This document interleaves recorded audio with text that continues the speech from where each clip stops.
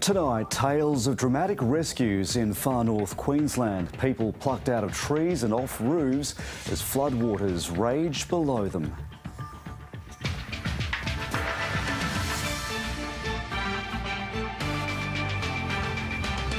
An international operation in the Red Sea as Houthi rebels upend global trade. Lava spews out of a volcano in Iceland after weeks of intense earthquake activity. Sydney is blanketed in smoke all the way from northern New South Wales, and a healthy baby boy has grown in the same uterus as his mother, an Australian first medical marvel.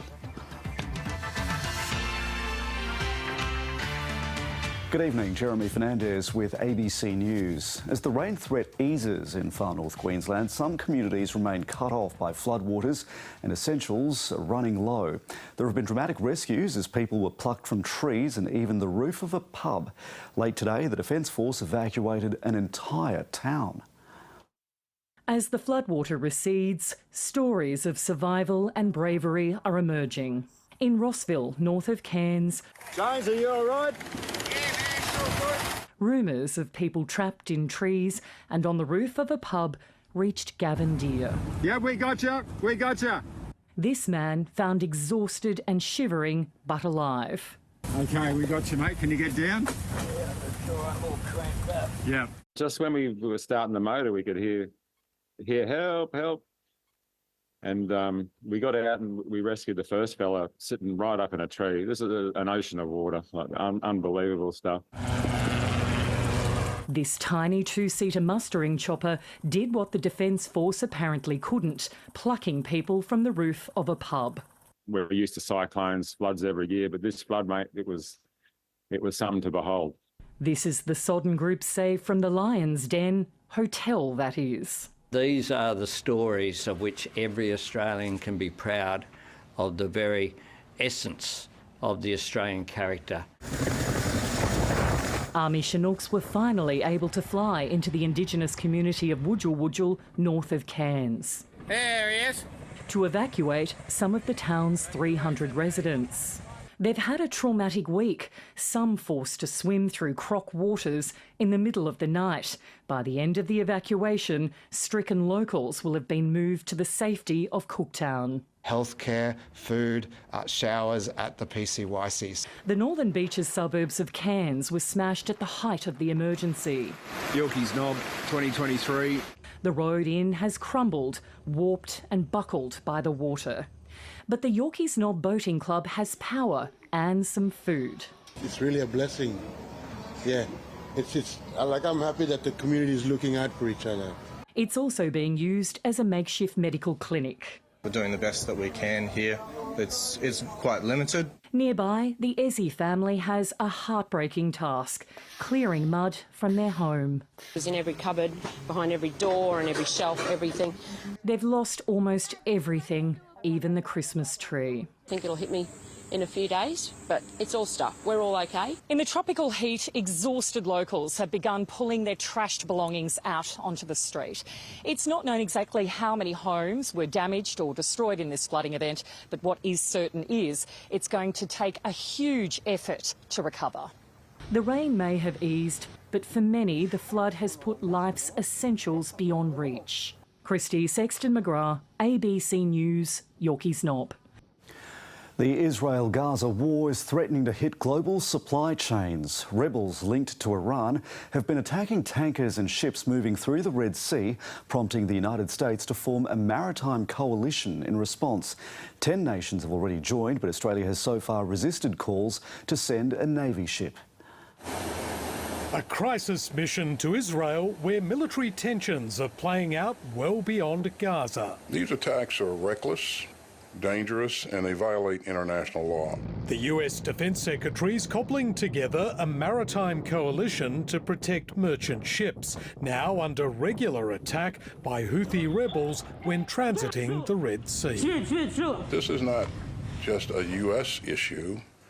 This is an international problem, and it deserves an international response. An initial 10-member naval task group, including military assets from Britain, France, Bahrain and Italy, will take part in Operation Prosperity Guardian to patrol the crucial trading waters. Australia's yet to declare any contribution. We'll consider the request that we've received from the United States military in the normal course. What we have in this indecision is an international embarrassment. The Red Sea is the artery that leads to the heart of global trade, the Suez Canal. Up to 15% of the world's trade moves through this bottleneck and around 9 million barrels of oil every day. The spate of attacks from Iran-aligned Houthi rebels has forced some of the world's biggest shipping companies to reroute, adding significant extra time to journeys and cost. Oil prices are now rising as a result. Our ships are not properly configured to deal with the threat, and we don't have enough to even do the work we need to do in our own region. Defence Chief General Angus Campbell will tonight join an international virtual meeting hosted by the US Defence Secretary to discuss the growing Red Sea crisis. For days, Australia's signalled its reluctance to deploy a warship to the Middle East, but the government could soon offer other military support. Andrew Green, ABC News, Canberra. As the international community prepares a response to those attacks in the Red Sea, there are also growing calls for a ceasefire in Gaza. The Israeli families of hostages are also putting pressure on their government, pleading for more to be done to bring their loved ones home. 73 days of fierce fighting and bloodshed, killing an estimated 19,000 Palestinians, according to Gazan health authorities. It's a soaring toll that's prompted Israel's most powerful ally to once again urge restraint around civilians. America's commitment to Israel is unwavering, and no individual, group, or state should test our resolve. We must get more humanitarian assistance into the nearly 2 million displaced people in Gaza, and we must distribute that aid better. When we spoke, I expressed again our commitment, Israel's commitment to achieve total victory against Hamas. The UN Security Council delayed a vote on a new proposal for a ceasefire in Gaza, and the US stopped short on calling for it today. But international pressure is growing. America is pushing for a restart to the hostage and prisoner exchange. Hamas says that won't happen unless the bullets and bombings stop. Fury within Israel is growing too. Families of hostages protesting in Tel Aviv, calling for more to be done to bring their loved ones home, after Hamas posted another video of 3 elderly men seized on October 7. It was a joy for a moment to see them alive. As by far the largest supplier of weapons to Israel's military, the US risks complicity in atrocities in Gaza, according to Human Rights Watch, and now finds itself in the awkward position of trying to urge restraint. And even if the US does allow a new ceasefire resolution to pass the UN Security Council, there are still no guarantees Washington's influence can rein in a vengeful Israel. Tom Joyner, ABC News. The Australian terrorist Abdul Nasser bin Brika is spending his first night as a free man in nearly 20 years. The 63-year-old was released from the Victorian Maximum Security Unit late today. He's served his full sentence plus additional detention for leading a terror cell in Melbourne and planning attacks on Australian soil. After almost 2 decades in prison, one of the nation's most notorious criminals is now free. Today, a Supreme Court justice granted Abdul Nasser bin Brika's release under an extended supervision order, finding the risk of offending is now low enough that it is capable of being managed by Mr bin Brika living in the community.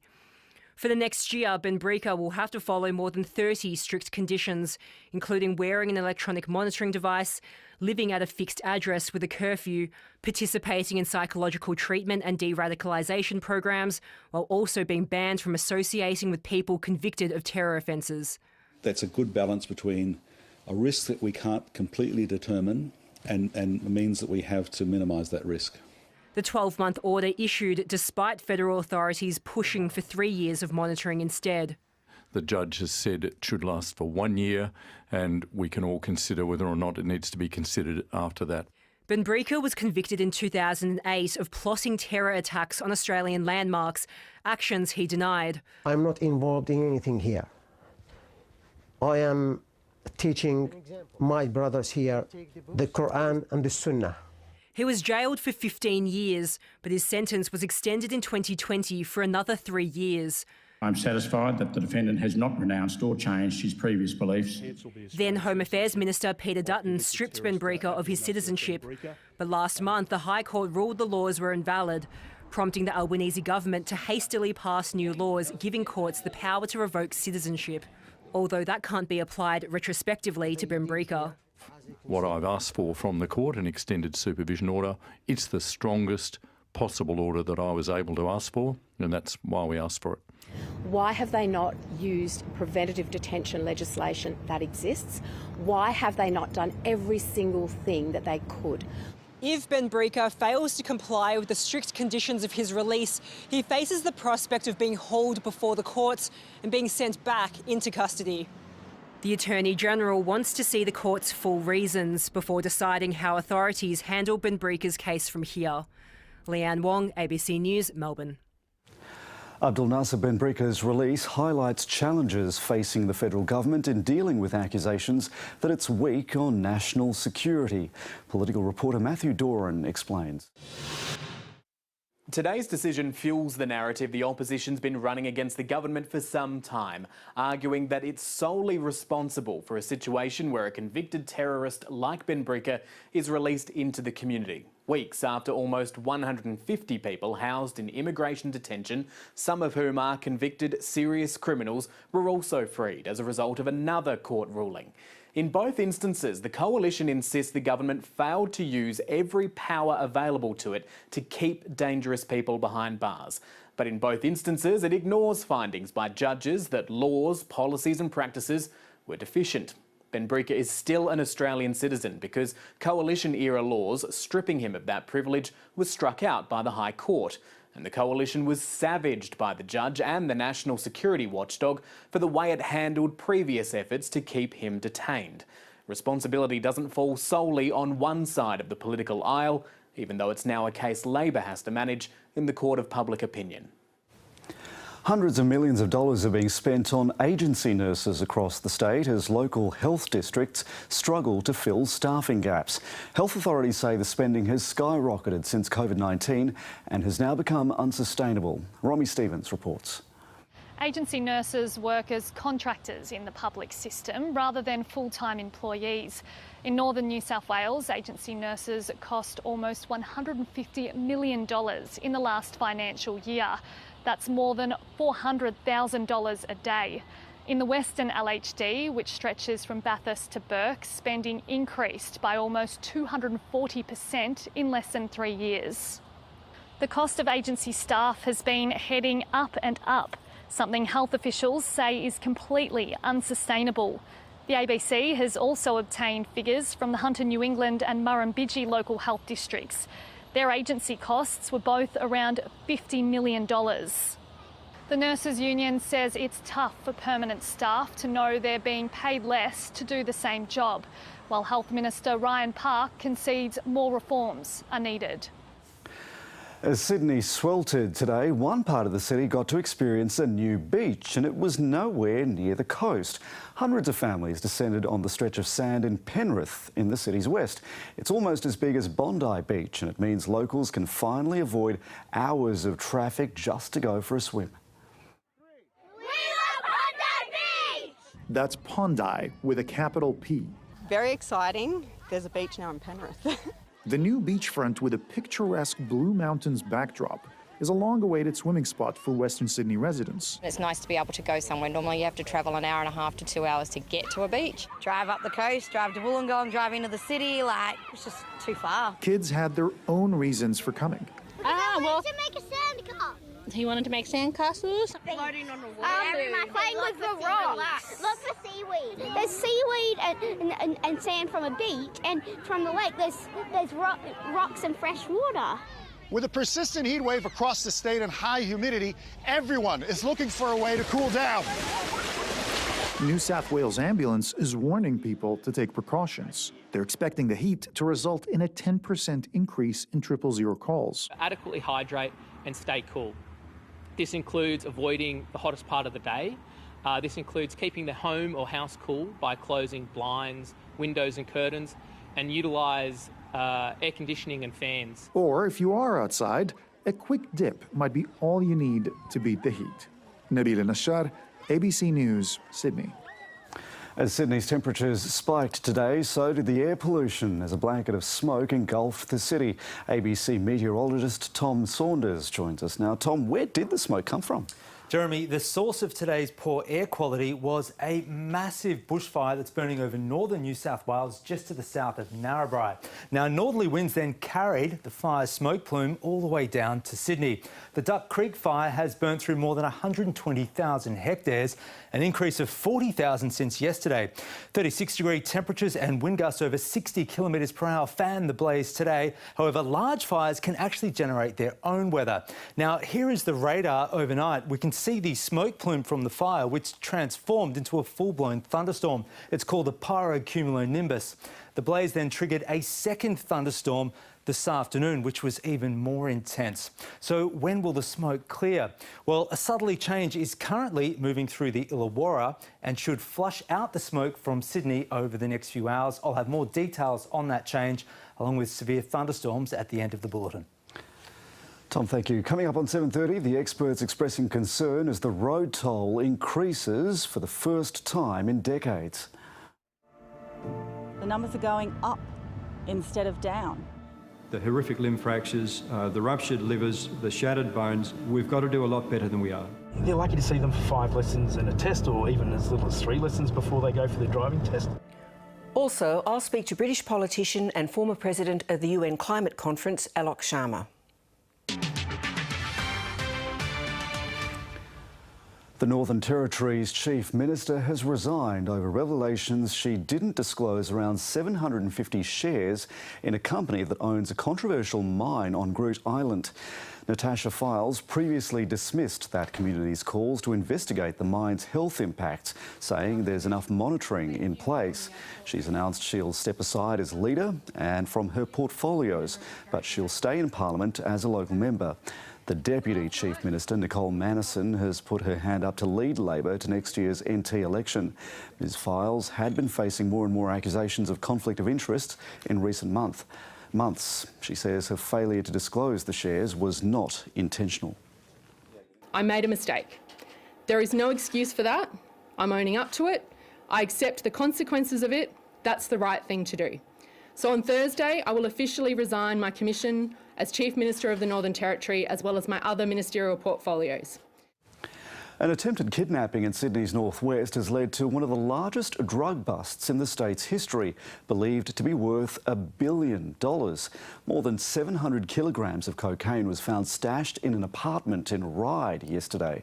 Detectives made the discovery after 4 men allegedly broke into the complex's underground car park with the intention of robbing and kidnapping 24-year-old Hussein Hamid Habib. Police later searched his home, finding blocks of cocaine. 5 men, including him, have been charged. My police officers at the scene spoke to the occupant, and he appeared very friendly and helpful until we saw him a few hours later, and he was last seen jumping off the back balcony into the waiting police at the back of the unit. The evidence in Bruce Lehrmann's defamation hearing has wrapped up with a lip reader brought in from the UK for the case. Mr Lehrmann is suing Network 10 and the journalist Lisa Wilkinson over an interview during which Brittany Higgins alleged she'd been raped at Parliament House. The case has ended where it began, at the Dock in Canberra, the pub where Brittany Higgins and Bruce Lehrmann were drinking before the alleged rape. Lip reader Timothy Reedy came all the way from England to tell the court he believes in one exchange Mr Lehrman was plying Ms Higgins with drinks, saying, "Drink that all now," to which she replied, "I don't want to." Mr Lehrman's lawyer challenged the testimony, suggesting Mr Reedy was influenced by the context, but Justice Michael Lee has allowed the evidence to be part of the case. Mr Lehrman launched the defamation case after his trial was abandoned last year with no findings against him. Earlier today, and for part of yesterday, the court live stream was suspended, while Senator Linda Reynolds' former Chief of Staff, Fiona Brown, gave evidence. Ms Brown told the court she was blindsided when Brittany Higgins told her she'd woken to find Bruce Lehrman on top of her. But she stuck by her claim Ms Higgins never disclosed the assault, something Lisa Wilkinson's lawyer, Sue Chrysanthou, questioned. "You must have understood that it must have been an allegation of assault. I didn't because I was reliant on the information she gave me and she did not make an allegation." Fiona Brown said after she was told by police Ms Higgins had lodged a complaint about a sexual assault, she spoke to Mr Lehrman on the phone about his termination. She said he told her neither Brittany or I were in an intoxicated state. She said she pressed further, asking, "What state was Brittany in when you left?" He said she was happy. One person not in court today was Brittany Higgins. She and her fiancé, David Shiraz, have left the country to build a new life in France. The hearing will take a pause tomorrow before final submissions later in the week. Elizabeth Byrne, ABC News, Sydney. After weeks of warnings, a volcanic eruption has begun in Iceland, near the capital Reykjavik. Authorities had been bracing for the eruption after thousands of small earthquakes, preemptively evacuating more than 3,000 nearby residents. A sea of fire spewing from cracks in the ice. The eruption beginning just after 10 p.m. local time after a series of small earthquakes in southwest Iceland. Jets of lava burst more than 100 metres into the air along a fissure about 3.5 kilometres long. An Icelandic Coast Guard helicopter braving blackened skies to capture these extraordinary scenes and confirm the exact location and size of the event. The eruption is taking place just 3 kilometres north of Grindavik, a small city on Iceland's southern peninsula. The town's 3,000 people were evacuated last month due to heightened seismic activity, with thousands of quakes detected over the past 8 weeks. The big question is how intense will it be and how long will it last, and that is something nobody knows. Iceland is home to 33 active volcanoes. This peninsula alone has seen 3 eruptions over the past 2 years. There are concerns the fissure could pose a risk to a nearby geothermal plant. A series of volcanic events across Iceland in 2010 caused widespread flight disruption across Europe, but experts don't believe this eruption will do the same. It's unlikely to produce a huge ash cloud.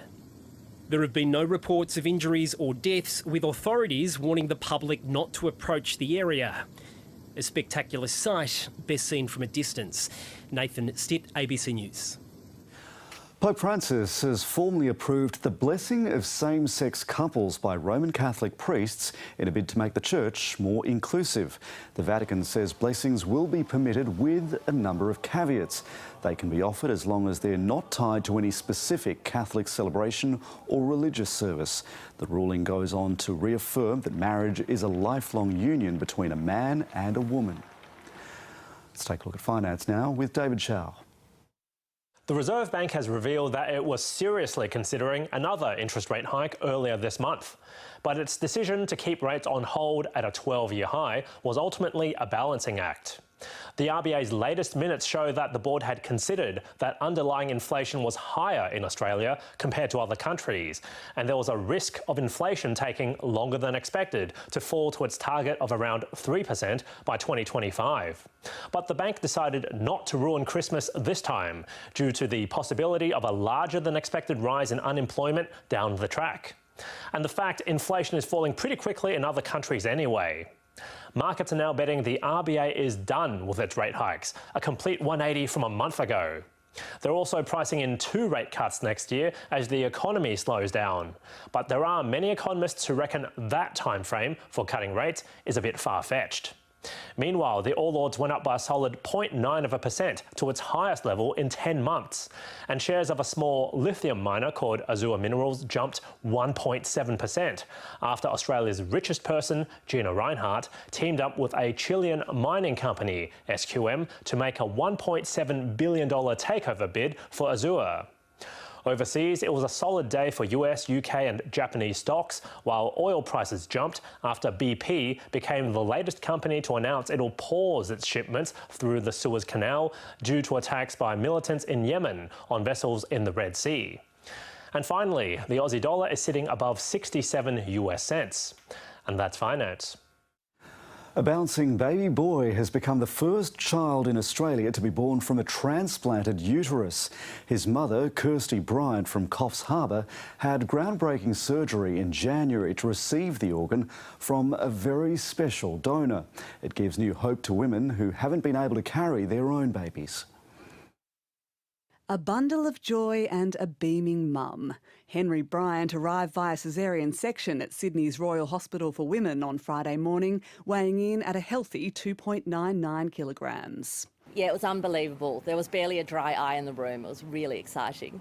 Unbelievable because this was no ordinary birth. Incredibly, baby Henry spent 9 months growing inside the same uterus that carried his mother, Kirsty.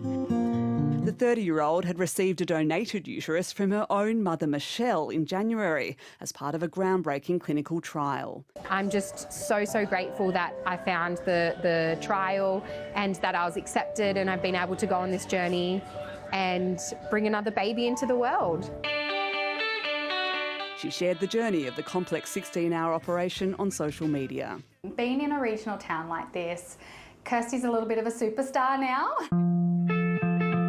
3 months after the surgery, she had IVF and was lucky enough to become pregnant on her first transfer. Friends in the family's hometown of Coffs Harbour can't wait to meet the new arrival. Hopefully they'll be home for Christmas and we will put our name down on the visitors list and wait for approval. Until the transplant, Ms Bryant was unable to carry another child because she needed an emergency hysterectomy after suffering a life-threatening hemorrhage during the birth of her daughter Violet. The doctors behind Henry's birth say they've been contacted by dozens of other women hoping to also receive a uterine transplant. That's a combination of women who were born without a uterus. They might have lost their uterus due to a cancer, or they might have a malfunctioning uterus. 2 more women have already received transplants at the hospital and there are plans for 3 more surgeries. And there's already another baby on the way, with one of the recipients currently 16 weeks pregnant. Sarah Gerrithy, ABC News, Sydney. Let's take a look at the weather now. Tom, the heatwave is making way for some severe thunderstorms. Jeremy, cooler weather and heavy rain, they are on the way. But firstly, Sydney woke to a very muggy morning. The low was 23. That was our warmest December night in 6 years. Northerly winds then sent the high to 34 in the city, 8 above average, although the high humidity made it feel as warm as 36. Onshore winds kept Bellambi to 26, while the inland areas and the airport reached 36. Statewide minimums were as much as 10 above normal. They were above average in every single town. Now, the maximums were also as much as 10 above normal, although a cooler change is now sweeping through the south. On the satellite then, a mammoth band of cloud has formed across eastern Australia. That's as tropical moisture feeds down into a trough line. Now, since 9 a.m, Cooma has collected 34 millimetres, Condobolin 45 and Scone is up to 39. A warning is current tonight for severe thunderstorms, the risk of wind, hail and flash flooding. Earlier, Tibooburra had a gust of 118 kilometres per hour. On the chart tomorrow, well, that trough will continue moving towards the east and it's bringing a cooler change to the state overnight, apart from the far northeast corner. Around the country tomorrow, showers and storms for Canberra, just 19. A late shower is possible in Brisbane, hot and windy for Perth. Now, here is the rain forecast into tomorrow. Solid falls across the east and the north, including over that Duck Creek fire. They should receive at least 30 millimetres in the next 24 hours. For the northeast, still warm for the northern rivers with just the chance of a late shower or a storm. Rain and possible severe thunderstorms elsewhere. For the southeast, a high chance of showers and storms for the southern coast and ranges. It's grading to rain and possible storms across the Illawarra, and severe storms with heavy falls likely for the central tablelands.